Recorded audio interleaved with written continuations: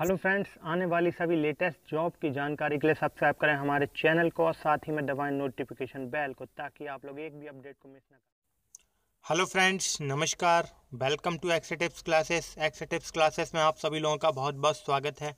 दोस्तों, जैसा कि आप सब लोग अब तक जान ही चुके होंगे कि Allahabad high court group C की रिवाइज्ड आंसर की नहीं आएगी।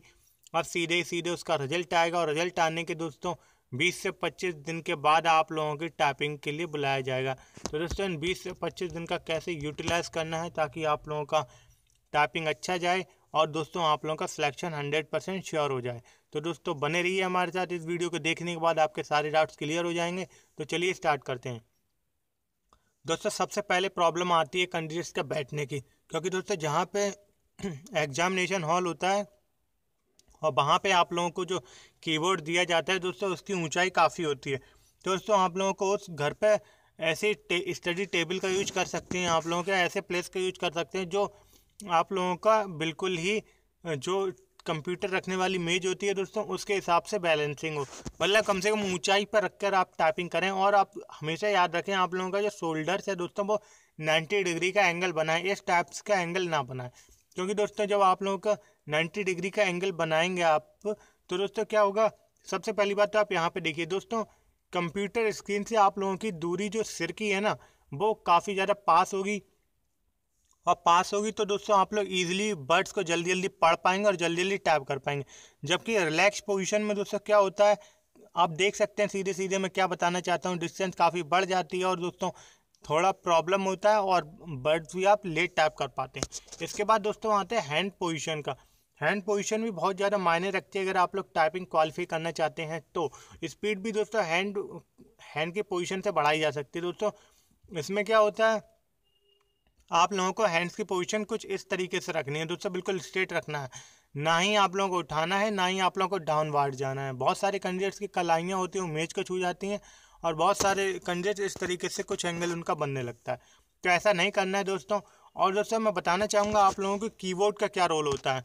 दोस्तों कीबोर्ड काफ़ी काफ़ी रोल होता है। आप लोग घर पर जब भी प्रैक्टिस कर रहे हैं दोस्तों, तो आप लोगों के पास कम से कम 2 कीबोर्ड होने चाहिए, कम से कम 2। एक आपको कीबोर्ड वो लेना है दोस्तों सॉफ्ट बटन वाला, जो मार्केट में सस्ता रेट का कीबोर्ड आता है 150-200 का, वो। और दोस्तों एक कीबोर्ड लेना है आप लोगों को अच्छी बटनों का दोस्तों, क्योंकि वहाँ पे कौन सा कीबोर्ड आपको थमा दिया जाए इसका आप अंदाज़ा नहीं लगा सकते। तो आप लोगों को दोनों कीबोर्ड प्रैक्टिस करके जाना है। इसके बाद दोस्तों आता है आप लोगों का बैक स्पेस का प्रॉब्लम। बहुत सारे बच्चों को बैक स्पेस की प्रॉब्लम होती है। वो लोग कहते हैं कि बैक स्पेस बहुत ज़्यादा हो जाते हैं, सर क्या करें। तो दोस्तों बैक स्पेस की प्रॉब्लम को घटाने के लिए सबसे अच्छा तरीका है कि आप लोगों को ज़्यादा से ज़्यादा प्रैक्टिस करनी है। और दोस्तों आप लोगों को आदत डालनी है कि अगर कोई शब्द गलत हो जा रहा है तो आप लोगों को बैक स्पेस ना दबाएं, बल्कि आगे वाले वर्ड्स को कायदे से लिखें, देख देख के समझ समझ के बिल्कुल अच्छी तरीके से लिखें। दोस्तों ऐसा धीमे धीमे करने में थोड़ा आप लोगों को टाइम लग सकता है, पर जैसे ही आप लोग 10 से 12 दिन इसी मेहनत के साथ करते रहे तो दोस्तों काफ़ी अच्छा आप लोगों को देखने को मिलेगा। तो बैक स्पेस की बात तो ये रही। और दोस्तों अगर आप लोगों को बताना चाहता हूँ फिर भी बैक स्पेस आप लोगों के कम नहीं हो रहे हैं दबना, तो दोस्तों फिर आप लोगों के लिए बहुत ज़्यादा परेशानी की बात है, क्योंकि बैक स्पेस का सीधा इफेक्ट पड़ता है दोस्तों टाइपिंग की स्पीड पे और एक्यूरेसी पे। दोस्तों बैक स्पेस ज़्यादा होंगे तो आप लोगों की टाइपिंग अपने आप घट जाएगी, क्योंकि दोस्तों वहाँ पे टाइम चलता रहता है, डिजिटल क्लॉक होती है, आप लोगों को पता ही होगा, और सामने ही स्पीड आती रहती है। बैक स्पेस ज़्यादा होंगे तो माइंड में प्रॉब्लम्स, टेंशन जाएगी दोस्तों, टेंशन होगी, इसकी वजह से आप लोगों की गड़बड़ियाँ होने के चांसेस बहुत ज़्यादा हैं और एक्यूरेसी घट जाएगी। आप लोग आराम से बाहर हो जाएंगे, फिर आप लोग कुछ भी नहीं कर सकते हैं दोस्तों। तो सबसे अच्छी बात है कि बैक स्पेस ना ही करें तो ज़्यादा अच्छा।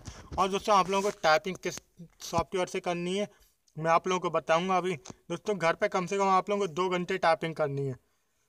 1 घंटे हिंदी में करनी है आप लोगों को, 1 घंटे इंग्लिश में करनी है। अब दोस्तों टाइपिंग की बात आती है दोस्तों, आप लोगों को टाइपिंग दोस्तों इस साइट पर जा कर के करनी है, indiatyping.com पे। अगर आप घर पे कोई ऑफलाइन सॉफ्टवेयर का यूज़ कर रहे हैं तो उसका यूज ना करें, क्योंकि दोस्तों वो एक्चुअल स्पीड नहीं दिखाता, वो हमेशा स्पीड को बढ़ा करके दिखाता है। अगर आप लोगों की मान लीजिए घर में स्पीड 25 आ रही है तो वहाँ पर आप लोगों को सॉफ्टवेयर ऑफलाइन वाले हैं वो दोस्तों 27 या 28 भी दिखा सकते हैं। तो दोस्तों सबसे ज़्यादा बच्चे डिस्क्वालीफाई होते हैं वो हिंदी में ही होते हैं। तो हिंदी की आप लोगों को टाइपिंग सबसे ज़्यादा करनी है दोस्तों। और याद रखिए कि हिंदी की टाइपिंग आप लोगों को इसी वेबसाइट पर जा कर के करनी है, क्योंकि दोस्तों बिल्कुल ही उसी फॉर्मेट में आप लोगों को इसमें टेस्ट प्रोवाइड कराए जाते हैं जैसा कि आप लोगों को इलाहाबाद हाई कोर्ट के एग्जामिनेशन हॉल में देखने को मिलेंगे।